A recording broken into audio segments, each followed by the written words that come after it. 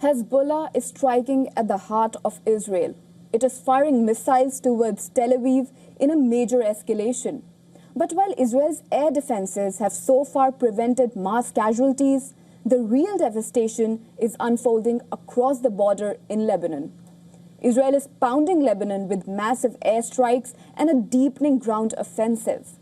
IDF is targeting thousands of sites and pushing into southern Lebanon to create a buffer zone. Entire towns have been emptied, critical infrastructure destroyed, and more than 1 million people forced from their homes. Watch our report to find out more.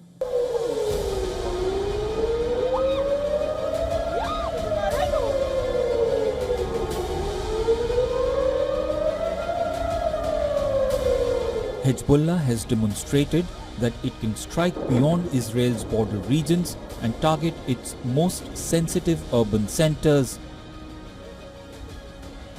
The group fired a salvo of missiles towards Tel Aviv, claiming that its target was Kiryat, Israel's defense headquarters.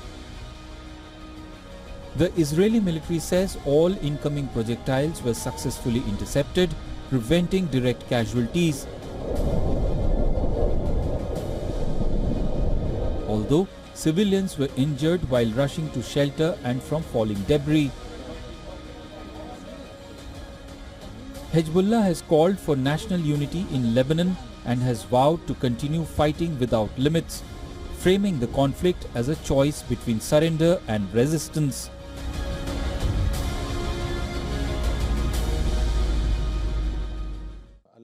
Now, we are facing Israeli aggression. We are in a defensive situation.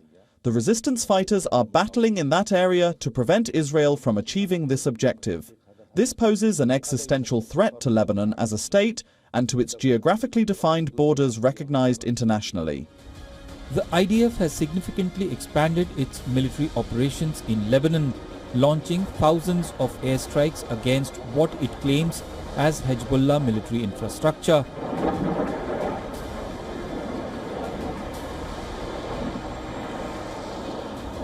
Israel says it has killed around 700 Hezbollah operatives, including members of the elite Radwan force, which it accuses of planning cross-border attacks. On the ground, Israeli forces are now pushing deeper into southern Lebanon, marking a shift from containment to territorial control. Israel says the objective is to create a security buffer zone extending up to the Litani River, roughly 30 kilometers from the Israeli border, to keep Hezbollah forces and their weapons out of range. As part of this strategy, IDF destroyed key bridges and cut off access routes to Lebanon. The human cost of this strategy is severe. According to Lebanese health officials, more than 1,000 people have been killed since the escalation intensified, including children and medical workers, and over 1 million people have been displaced from their homes.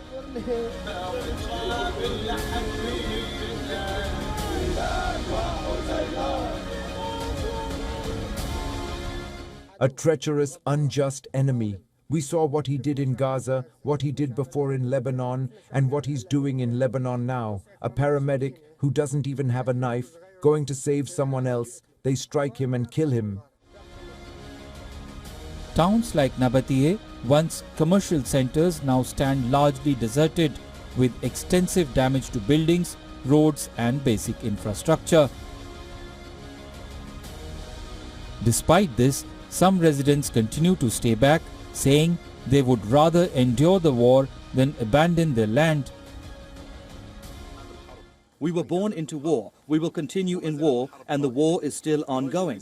We send a message to all Israelis. In 1982, they tried to invade Lebanon, and in 2006, they tried to invade Lebanon. But they'll never manage to take even an inch of the southern Lebanon's land.